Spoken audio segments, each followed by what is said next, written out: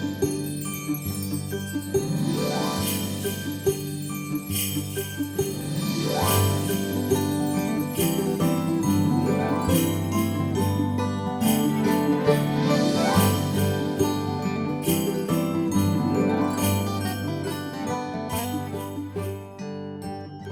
it's dark and dreary in these winter months, what do you most like to do? I'm hoping that some of you might say you love to sit by a cosy fire and listen to a good story. That's a great way to make your heart warm and bring good cheer. Hello everyone, I'm Kathleen Pelly. Welcome to this special omnibus edition of Journey with Story, where you can listen to all of this month's episodes in one single sitting. Oh, mums and dads, and all of you grown-ups, you might be interested in a little handout that I have available on my website that gives you lots of tips on raising kids who love to read. Of course, I know you're interested in that because you're already sharing this storytelling podcast with your little ones. So go to www.journeywithstory.com and click on the Resources tab at the top. And you can also find the link in our episode notes. Now, let's take an omnibus journey with story.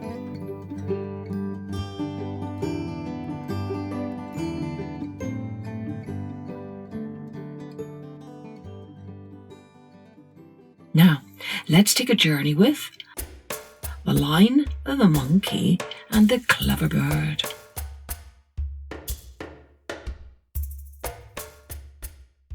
A young lion fell into a deep hole and could not get out. He had nothing to eat on the first day, nor on the second day, nor on the third day. "I shall die," said the lion to himself. "I shall die of hunger." But on the fourth day he saw a monkey high above the hole. The monkey was jumping from tree to tree. "Monkey, monkey," cried the young lion, "please help me." The monkey stopped jumping and looked down at the lion in the hole. "Certainly I shall help you," he replied. "What do you wish me to do?" "Put your tail down into the hole," said the lion. "Then I can hold your tail and climb out of the hole. Please save me." The monkey agreed to this plan and jumped to a branch of a tree which was directly above the hole. He put his tail down into the hole and told the lion to take hold of it. The lion caught the tail and climbed up from the hole. Whereupon he seized the monkey's body with his two front paws. "Now I am going to eat you," said the lion. "Why are you going to eat me?" cried the monkey. "Because this is the fourth day on which I have not eaten any food," replied the lion. "But you should not eat me," the monkey protested. "Considering it was I who saved you, you ought to thank me." At that moment, a big black bird flew down to join the lion and the monkey. "What are you talking about so angrily?" the big black bird asked. The monkey told the bird the whole story, how he had lowered his tail into the deep hole to save the lion, and how instead of giving thanks, the lion had said he was going to eat him. Then the bird said to the lion, "It is wrong for you to eat the monkey. He saved your life." "But I am very hungry," said the lion. "If I do not eat the monkey, I shall die of starvation. This is the fourth day on which I have not eaten." The clever bird decided to try to save the monkey's life, and she thought of a plan. "Let me ask you 3 questions before you eat the monkey, and please give me 3 answers." "Very well," agreed the lion. "You may ask me 3 questions and I will answer you." "My first question is this," said the bird. Is it true that this monkey saved your life? Yes, that is true, answered the lion. My next question, the bird continued, is this. Is it true that this is the 4th day on which you have had nothing to eat? Yes, that is true, answered the lion. My third question, the bird said, is this. Did you thank the monkey for saving your life? No, replied the lion, I didn't. The bird said, it was wrong of you not to thank the monkey before you start to eat him. You should thank him for his kindness. Very well, the lion said, but how shall I thank the monkey? The wise bird had her answer ready. You must thank him by holding your head down on the ground. Then the lion took his paws from the monkey and held his head down to the ground while he was giving thanks. Monkey, escape! You are saved! Cried the big black bird as she flew away. I'm saved! Cried the monkey, jumping up quickly and climbing the nearest tall tree. The ungrateful lion saw the monkey escape. However, the monkey himself had learnt a lesson. He would never help lions again.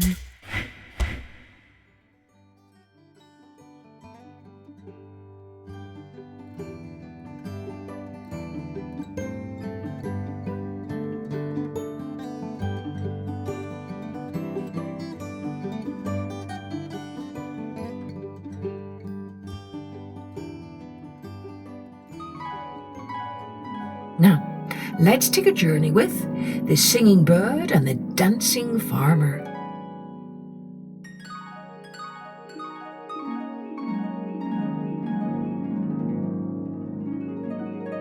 Not so very long ago, there lived a farmer whose name was Simon. He was a sensible, hard-working man. Every year at planting time, he cleared his land. He planted yams, maize, cassava, but mainly yams. He was determined that his family would never go hungry and that he and his wife and their many children would always have enough to eat. One day, as he was getting ready to plant again, he told his wife, I shall go to the farm today and take a cutlass to start clearing the land. He left the village and headed along a narrow path to the place where he would make his farm. This is the perfect place to grow our next year's food supply, he said. But first I will need to clear away the underbrush and all these bushes. Simon picked up his cutlass and set to work, but no sooner had he started than he heard the loud, shrill sound of a bird singing. So beautiful was the song that Simon was immediately drawn into its rhythmic spell. He flung down his cutlass and began to dance. Finally, when Simon was utterly spent and exhausted, the bird stopped singing. Simon picked up his cutlass, ready to work again, but once more the bird started to sing. And once more, Simon flung down his cutlass and began to dance. Over and over again this happened, with Simon being compelled to dance whenever the bird sang. After 7 attempts to start his work, Simon grew desperate. This wicked bird, he cried.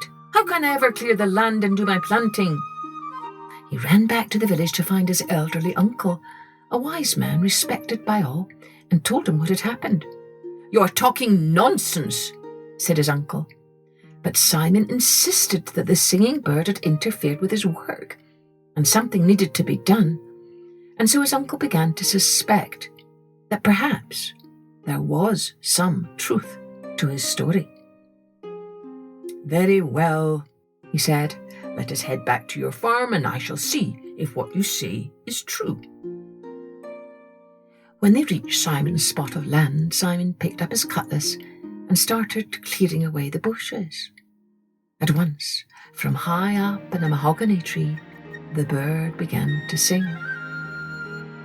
and once more Simon was forced to abandon his work and start swaying to and fro to the rhythm of the song. "Stop, stop!" cried his uncle. "Give me your cutlass." Then his uncle began to clear away the underbrush. But the bird started singing again, and this time the uncle found himself caught up in the song. Throwing down the cutlass, he started to dance and could only catch some rest when the bird stopped singing. "This is a serious problem," said the uncle. "We must go back to the village and inform the chief." They hurried back along the path past many other farms that had already been cleared and planted. When they reached the village, they went straight up to the chief's big house. He was sitting on a carved and decorated wooden chair outside on his veranda. "Oh, Chief," said Simon, bowing low, "I have a terrible thing to report." "Oh, tell me, what is this terrible thing you speak of?" demanded the chief. "My family and I are going to starve to death because a singing bird is preventing me from preparing my farm for planting." "What foolish talk is this?" snapped the chief. After Simon had told the chief his whole story, the chief grew even angrier. "You are bothering me with something I cannot believe," he shouted. Then Simon's uncle, who was much respected because of his age and wisdom, stepped forward, asking permission to speak.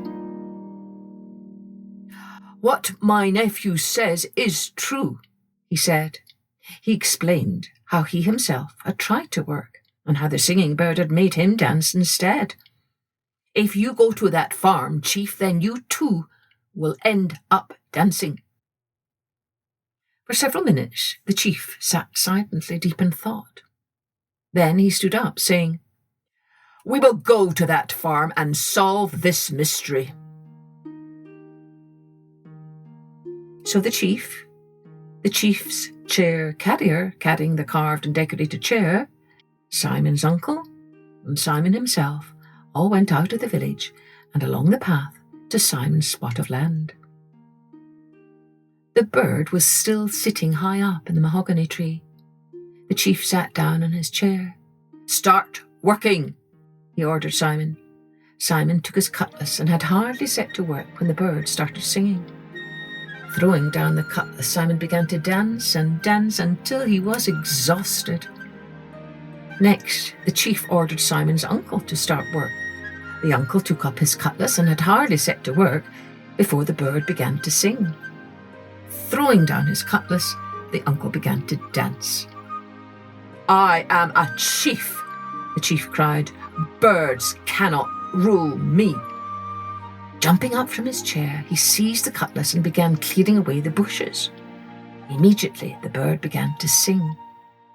For several seconds, the chief resisted the urge to dance, but soon it was impossible, and he too threw down the cutlass and danced until the bird stopped singing.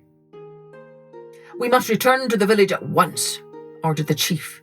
Then he, his carrier with the chair, Simon's uncle, and Simon quickly returned to the chief's house in the village. "Call together all the people of the village," ordered the chief. When everyone was assembled, he told every man to fetch his cutlass and follow him back to Simon's farm. Once there, the chief ordered them all to start clearing away the underbrush. As soon as they picked up their cutlasses, the bird started to sing. The men threw down their cutlasses and began to dance.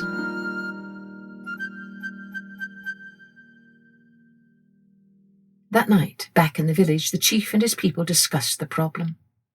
There was no other land for Simon, and if he and his family were to have food, then they would have to start planting without further delay. "Call all the hunters," demanded the chief. When the hunters presented themselves, the chief spoke seriously to them. "Hunting is your job. Now we will see how well you can hunt." He instructed the hunters to go to Simon's farm and catch the singing bird. When they arrived at the farm, they aimed their guns and fired at the bird, but the bird flew rapidly from tree to tree and escaped their bullets. The hunters then shot arrows, and threw spears at the bird. But again, the bird flew rapidly from tree to tree and escaped harm. "Are we never to conquer this singing bird?" cried Simon in despair. Then one young hunter noticed that the bird was perched on a low bough of the tree. Some boys from the village began to throw stones. The bird started to fly to a higher bough, but the young hunter, who had now crept very close, jumped up and caught the bird by the feet. I've caught it, he announced. I'm singing. The bird replied, fluttering its wings. But the magic had left the bird's voice, and it was taken to the chief's house. "From now on, we shall keep this bird in a cage," the chief declared. From that day forward, no one was prevented from doing his work, and Simon was able to return to his farm. He cleared away all the bushes and the underbrush. He planted his yams, his maize, and his cassava, happy to know that his family would have food for the coming year. The bird still sang its song from his cage, and the people still danced to the magic of his music, but only when they pleased.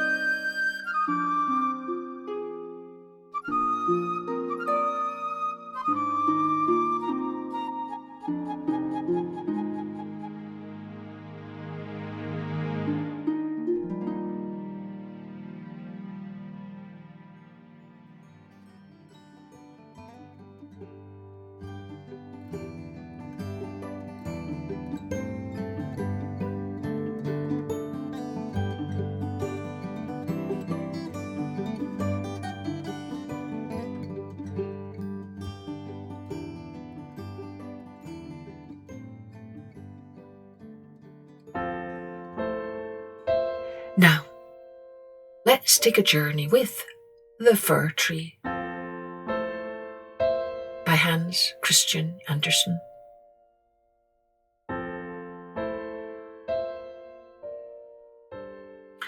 Far down in the forest, where the warm sun and the fresh air made a sweet resting place, grew a pretty little fir tree, and yet it was not happy. It wished so much to be tall like its companions, the pines and firs which grew around it. The sun shone and the soft air fluttered its leaves, and the little peasant children passed by, prattling merrily, but the fir tree heeded them not. Sometimes the children would bring a large basket of raspberries or strawberries wreathed on a straw and seat themselves near the fir tree and say, "Is it not a pretty little tree?" which made it feel more unhappy than before. And yet, all this while, the tree grew a notch or joint taller every year. For by the number of joints in the stem of a fir tree, we can discover its age. Still, as it grew, it complained, "Oh, how I wish I were as tall as the other trees. Then I would spread out my branches on every side, and my top would overlook the wide world. I should have the birds building their nests on my boughs, and when the wind blew I should bow with stately dignity like my tall companions." The tree was so discontented that it took no pleasure in the warm sunshine, the birds, or the rosy clouds that floated over it morning and evening. Sometimes in winter, when the snow lay white and glittering on the ground, a hare would come springing along and jump right over the little tree, and then how mortified it would feel. 2 winters passed, and when the third arrived, the tree had grown so tall that the hare was obliged to run round it. Yet the tree remained unsatisfied and would exclaim, "Oh, if I could but only keep growing tall and old, There is nothing else worth caring for in the world." In the autumn, as usual, the woodcutters came and cut down several of the tallest trees, and the young fir tree, which was now grown to its full height, shuddered as the noble trees fell to the earth with a crash. After the branches were lopped off, the trunks looked so slender and bare that they could scarcely be recognised. Then they were placed upon wagons and drawn by horses out of the forest. Where were they going? What would become of them? The young fir tree wished very much to know. So in the spring, when the swallows and the storks came, it asked, "Do you know where those trees were taken? Did you meet them?" The swallows knew nothing, but the stork, after a little reflection, nodded his head and said, "Yes, I think I do. I met several new ships when I flew from Egypt, and they had fine masts that smelt like fir. I think these must have been the trees. I assure you they were stately, though, very stately." "Oh, how I wish I were tall enough to go on the sea," said the fir tree. "What is the sea, and what does it look like?" "It would take too much time to explain," said the stork, flying quickly away. "Rejoice in your youth," said the sunbeam. "Rejoice in your fresh growth and the young life that is in you." And the wind kissed the tree, and the dew watered it with tears. But the fir tree regarded them not. Christmas time drew near, and many young trees were cut down, some even smaller and younger than the fir tree, who enjoyed neither rest nor peace, with longing to leave its forest home. These young trees, which were chosen for their beauty, kept their branches, and were also laid on wagons and drawn by horses out of the forest. "Where are they going?" asked the fir tree. "They are not taller than I am. Indeed, one is much less. And why are the branches not cut off? Where are they going?" We know," sang the sparrows. "We have looked in at the windows of the houses in the town, and we know what is done with them. They are dressed up in the most splendid manner. We have seen them standing in the middle of a warm room and adorned with all sorts of beautiful things. Honey cakes, gilded apples, playthings, and many hundreds of wax tapers." "And then," asked the fir tree, trembling through all its branches, "and then what happens?" "We did not see any more," said the sparrows, "but this was enough for us." "I wonder whether anything so brilliant will ever happen to me," thought the fir tree. "It would be much better than crossing the sea. I long for it almost with pain. Oh, when will Christmas be here? I am now as tall and well grown as those which were taken away last year. Oh, that I were now laid on the wagon, or standing in the warm room with all that brightness and splendour around me. Something better and more beautiful is to come after, or the trees would not be so decked out. Yes, what follows will be grander and more splendid. What can it be? I am weary with longing. I scarcely know how I feel." "Rejoice with us," said the air and the sunlight. "Enjoy your own bright life in the fresh air." But the tree would not rejoice, though it grew taller every day. And winter and summer, its dark green foliage might be seen in the forest, while passers-by would say, "What a beautiful tree!" A short time before Christmas, the discontented fir tree was the first to fall. As the axe cut through the stem and divided the pith, the tree fell with a groan to the earth, conscious of pain and faintness, and forgetting all its anticipations of happiness. In sorrow at leaving its home in the forest, it knew that it should never again see its dear old companions, the trees, nor the little bushes and many-coloured flowers that had grown by its side, perhaps not even the birds. Neither was the journey at all pleasant. The tree first recovered itself while being unpacked in the courtyard of a house with several other trees, and it heard a man say, "We only want one, and this is the prettiest." Then came 2 servants in grand livery and carried the fir tree into a large and beautiful apartment.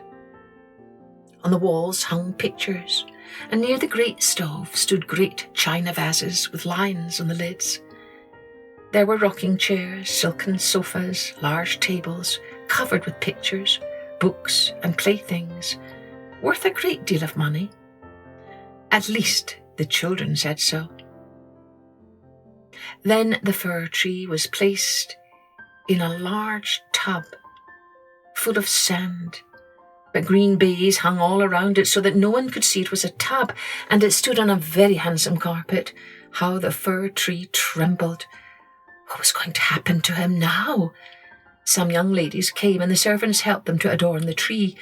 On one branch they hung little bags cut out of coloured paper, and each bag was filled with sweetmeats.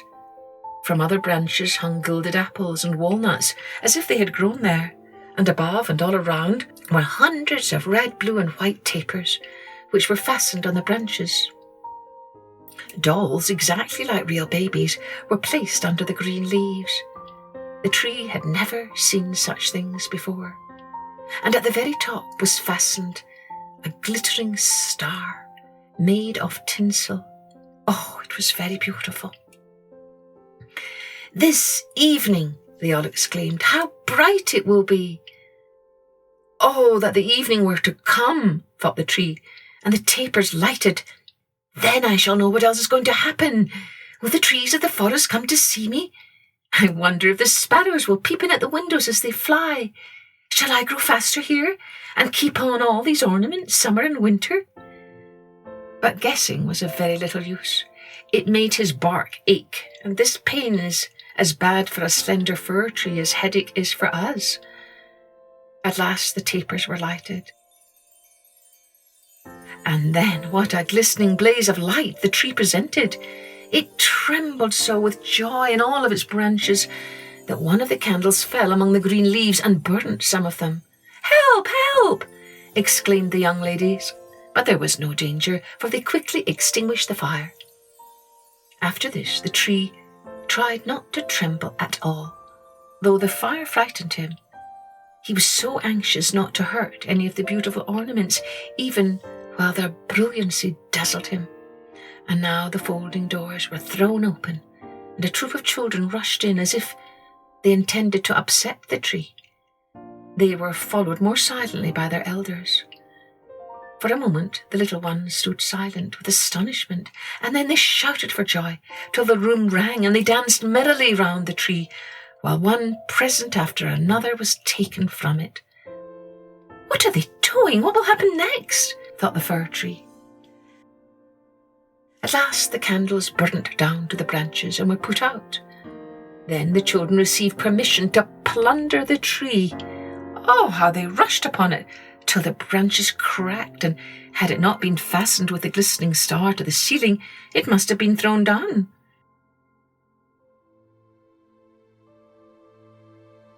The children then danced about with their pretty toys, and no one noticed the tree except the children's maid, who came and peeped among the branches to see if an apple or a fig had been forgotten. "A story, a story!" cried the children, pulling a little fat man towards the tree. "Now we shall be in the green shade," said the man as he seated himself under it, "and the tree will have the pleasure of hearing also. But I shall only relate one story. What shall it be?" Evada, Avida, or Humpty Dumpty, who fell down the stairs, but soon got up again, and at last married a princess. "Evada, Avida," cried some. "Humpty Dumpty," cried others, and there was a fine shouting and crying out. But the fir tree remained quite still and thought to himself, "Shall I have anything to do with all of this?" But he had already amused them as much as they wished. Then the old man told them the story of Humpty Dumpty, how he fell down the stairs and was raised up again, and married a princess. And the children clapped their hands and cried, tell another," for they wanted to hear the story of Evada Evide. But they only had Humpty Dumpty.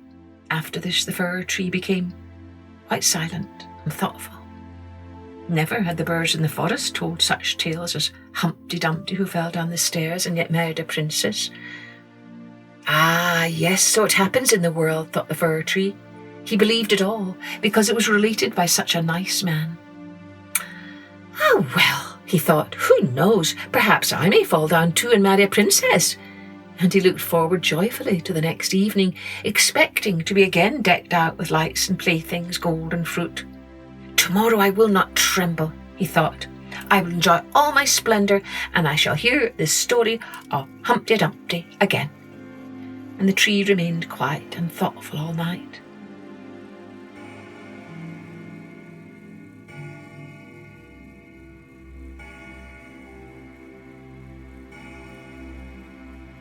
In the morning, the servants and the housemaid came in. Now, thought the Fir Tree, all my splendour is going to begin again. But they dragged him out of the room and up the stairs to the garret and threw him on the floor in a dark corner where no daylight shone, and there they left him. What does this mean? Thought the tree. What am I to do here? I can hear nothing in a place like this. And he had time enough to think. For days and nights passed and no one came near him, and when at last somebody did come, it was only to put away large boxes in a corner. So the tree was completely hidden from sight, as if it had never existed. It is winter now, thought the tree. The ground is hard and covered with snow, so that people cannot plant me. I shall be sheltered here, I dare say, until spring comes. How thoughtful and kind everybody is to me.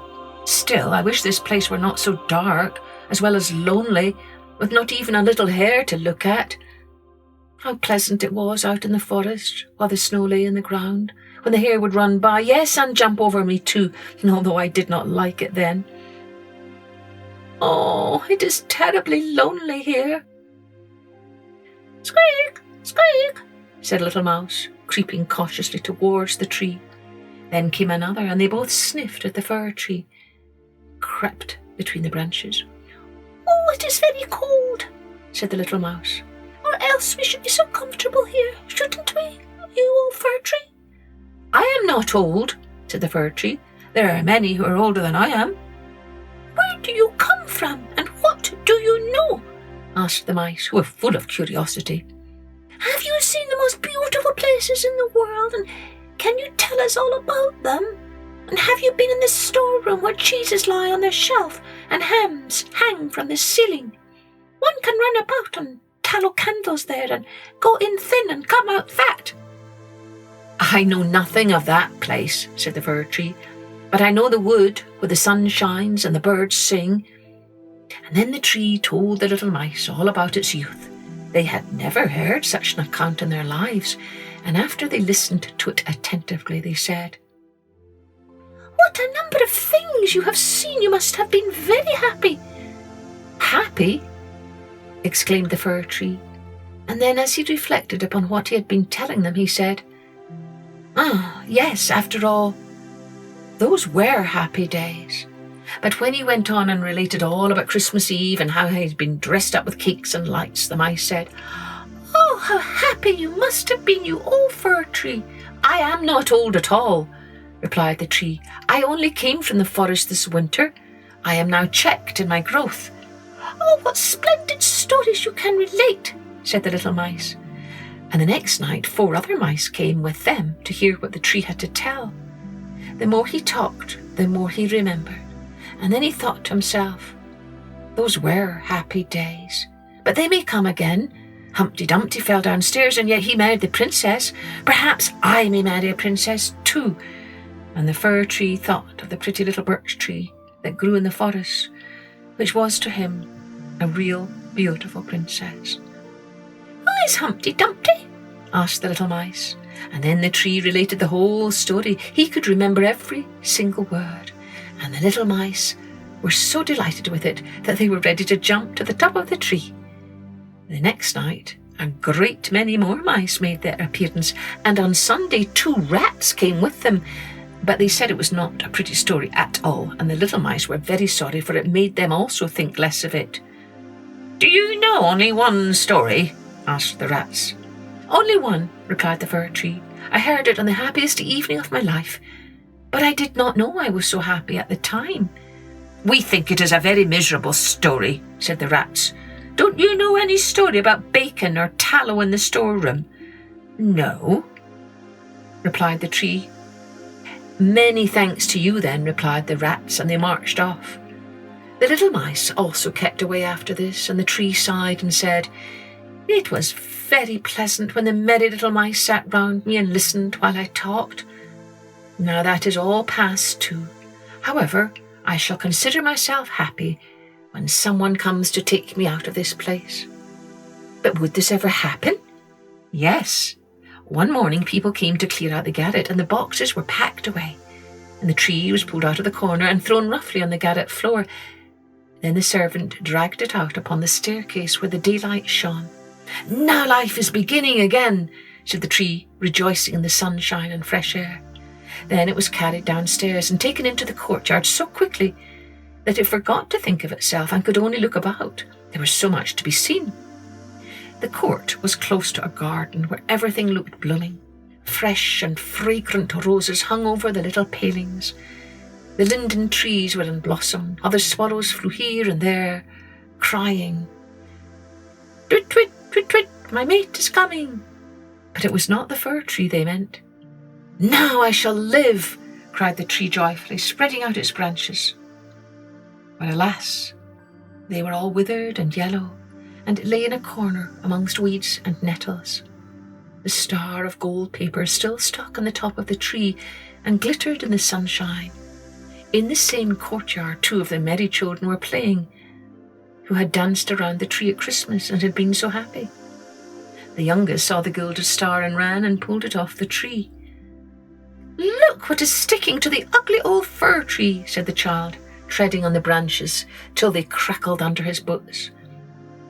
And the tree saw all the fresh bright flowers in the garden, and then looked at itself and wished it had remained in the dark corner of the garret. It thought of its fresh youth in the forest, of the merry Christmas evening, and of the little mice who had listened to the story of Humpty Dumpty. "Past, past," said the old tree. "Oh, had I but enjoyed myself while I could have done so, but now it is too late." Then a lad came and chopped the tree into small pieces, till a large bundle lay in a heap on the ground. The pieces were placed in a fire under the copper, and they quickly blazed up brightly, while the tree sighed so deeply that each sigh was like a pistol shot. Then the children who were at play came and seated themselves in front of the fire and looked at it and cried, "Pop, pop." But at each pop, which was a deep sigh, the tree was thinking of a summer day in the forest and of Christmas evening and of Humpty Dumpty, the only story it had ever heard or knew how to tell, until at last it was consumed. The boys still played in the garden, and the youngest wore the golden star on his breast with which the tree had been adorned during the happiest evening of its existence. Now all was past. The tree's life was past, and the story also, for all stories must come to an end at last.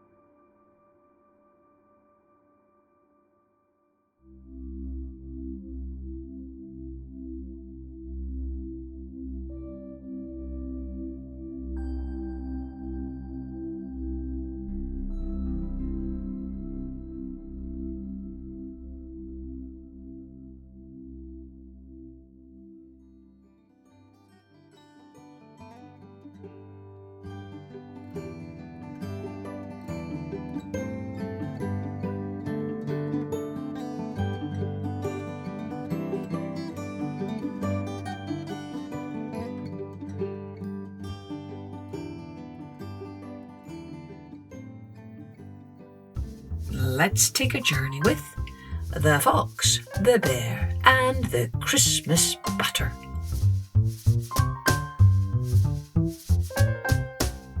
Once upon a time, in the depths of the beech tree forest, there lived a fox and a bear. For years the pair had lived together in their quaint little log cabin nestled between the trees, overlooking a pond where the occasional ducks would make a kerfuffle. If you were to approach their home, you'd be surprised to find the door slightly ajar, inviting in anybody who happened to be passing by. The cabin itself was simple but cosy, with a roaring fireplace that kept the inhabitants warm throughout the winter. There were shelves of books that the fox would read, and collections of jars that the bear had borrowed from people who had gone camping throughout the summer. And in the middle of the cabin, there were 2 beds. A child-sized bed for the fox and a queen-sized one for the bear, in which the 2 rested after a long day of fooling one another. Because make no mistake, that is what the fox and the bear did. If you thought that after years of trickery they would have tired themselves out, you would be very wrong indeed. And this day was no different. "Bear!" the fox shouted as soon as his eyes opened. "Fox!" the bear grumbled, his eyes still shut despite the light shining through the windows. "Get up! We must go to the market. We haven't got our food for Christmas Eve dinner, which is in 2 nights, and we're running out of time." The bear, although tired, could not help but sit up straight and rub his eyes. "But I thought you went shopping yesterday." "Well, I did. It's just—" "What?" The fox looked at the bear with shame on his face. "I might have got hungry in the night and eaten it all." The bear sighed. This was not the first time the fox had emptied out their cupboards. "Oh, fox, what shall I do with you?" "Feed me?" suggested the fox with a glint in his eye. The bear laughed. "Come on then, let's go to the market." At the market the pair perused the stalls, but found nothing left but potatoes. All that they had expected to see, duck, turkey, carrots, parsnips, and so much more, had already been bought. "Oh, what's that?" the fox asked, pointing somewhere behind the bear as they passed by a stall. "Only the finest butter in the country," a salesperson told them. "This is imported straight from Finland. It's dense, velvety, and the glossy sheen is enough to make your mouth water. Why don't the 2 of you try a sample?" The salesperson grabbed 2 small teaspoons of butter and handed it to the pair. Upon first taste, the 2 closed their eyes with pleasure. The butter was just salty enough with so many flavours, and it smelled almost floral. "Bear, we must have it," the fox said. The bear did not disagree. The butter they had tasted was the finest of them all. But he hesitated. "Should we not wait until Christmas Eve? I fear with your stomach that it won't last until then." "Oh, but my friends," the salesperson interjected, "I am leaving the stall after today. I'm travelling east and won't be back again until next year. Either you buy it now or miss out." "Bear," the fox tugged at the bear's arm, "you heard him. We must buy it now. We won't have it this Christmas, and we just have to." The bear sighed. Again he agreed, but he was so worried the delicacy wouldn't last until Christmas with the fox's appetite. "Only if you promise me you won't even think about going near the butter until Christmas Eve, okay?" The bear was stern. He was already planning to use it to roast their potatoes to perfection for Christmas Eve dinner. I promise. And so they bought the stick of butter, but it did not go in the larder along with their other food. The bear decided they needed to hide it where it would not easily tempt them. After storing away their other groceries, they hid the butter under a thick tree a distance away from their cabin. Once they had returned home, they were both tired from their excursion. "Midday nap," proposed the fox. "Midday nap," the bear agreed. When they had both lain for some time and the bear had begun to snore, the fox felt a temptation he could not resist. Cautiously he crept out of his bed, ensuring the floorboards did not creak under his weight. Then he muffled a squeal of excitement before sneaking out of the house towards the hidden stick of butter. He promised himself he would only take the smallest of nibbles from the butter, but before he knew it, a third of it was already gone. Quickly, He put the butter back where it had been hidden and rushed back to the cabin where the bear was now awake. "Oh, there you are. I was worrying about you," the bear said as the fox came in out of breath from his run. "No need, all is well." "Well, where have you been, and why is your mouth so greasy?" The fox felt his heart beat louder as he tried to think of a lie. "Oh, this isn't grease, this is water." "Water?" "Yes, can you believe that I was asked to attend a baptism and wet the baby's head myself?" The fox laughed, but even he knew his story didn't sound real. "Really? That's odd. What was the child called?" The fox couldn't think of a single name and blurted out his first thought. "Talon Phibbs. First name Talon, last name Phibbs." The bear considered the fox for a moment, his brows furrowing in confusion. "What a strange name, but...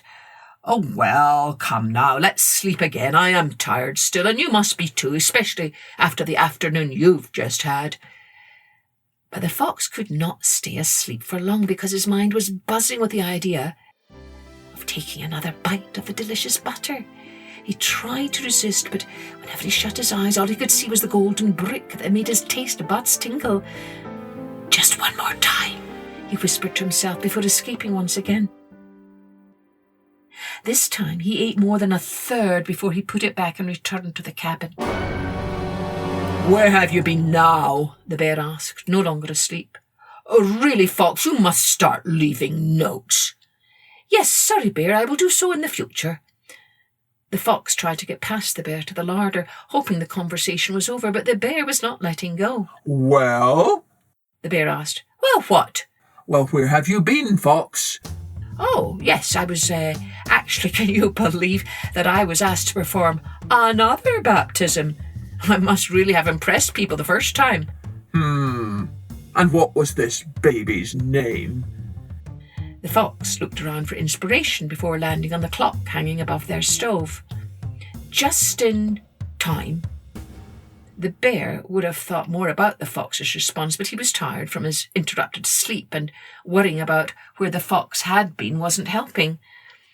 "These humans are odd creatures. Now come, no more ceremonies for you. I'm absolutely exhausted." The fox said he was not, under any circumstance, going to perform another baptism. But eating the butter, on the other hand, it took only a few minutes before the bear was snoring again. In a flash, the fox had scurried off to the hiding place and eaten what remained of the stick of butter. Fortunately, when he returned to the cabin this time, the bear was fast asleep and was not able to question him. Now, with his belly full and his taste buds satisfied, the fox, too, fell asleep.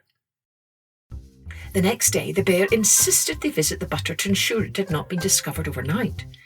But when they got there, of course, it was gone. "Who took it?"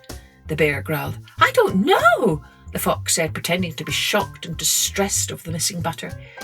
"Maybe it was one of the hares."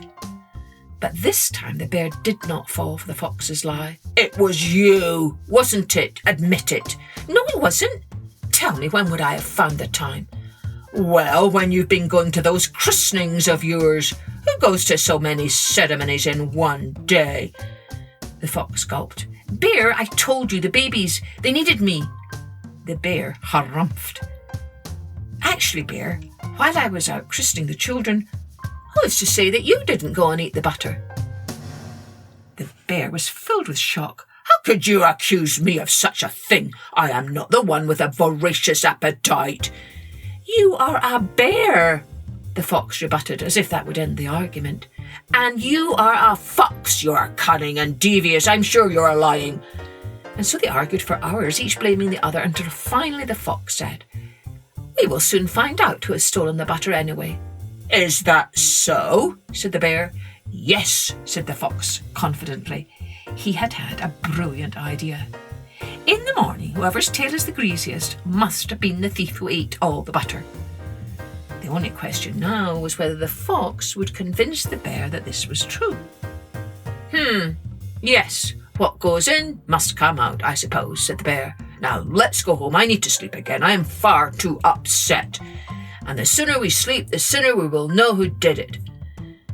As the bear drifted into a deep sleep, the fox returned to the tree to collect the tiniest morsel of butter that was left behind. Before his stomach got the better of him, he scooped it onto his paw and ran back to the cabin. There he found the bear sleeping on his stomach as he usually did, and he spread the remaining butter onto the bear's tail. There, he said to himself, problem solved. After a few hours, the bear awoke. Good sleep? He asked, while the fox pretended to rub the sleep out of his eyes. The best, he said, with a mischievous smile. Now, shall we inspect our tails? They both left the cabin to inspect their reflections in the duck pond, looking over their shoulders at their respective tails. Oh my, the bear gasped. My tail, it's greasy. The fox looked down at his own tail, which he knew would not be greasy. And mine is not. The bear was horrified at the sight. He was so certain it had been the fox who had eaten the butter, but his own tail. Fox, the bear said with a heavy heart, I apologize. It appears it was I who ate the butter, and I don't know when it happened, but... The fox waved away the bear's words before patting him on the shoulder. Don't worry, my friend. It happens to the best of us. It does? The bear asked, guilt written in the lines of his fur. It does, the fox answered. Some of us are just better at getting away with it than others.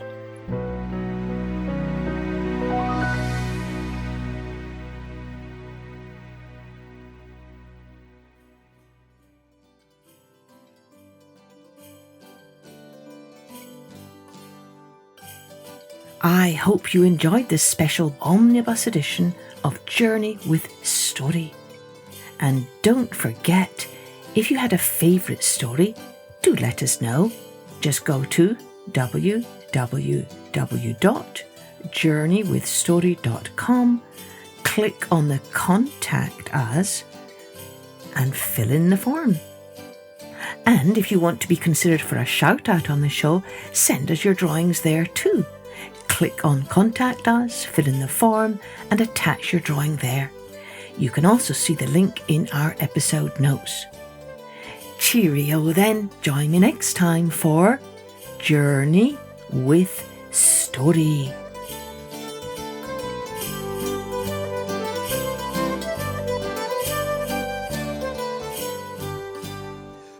Music and post-production was by Colette Jonas.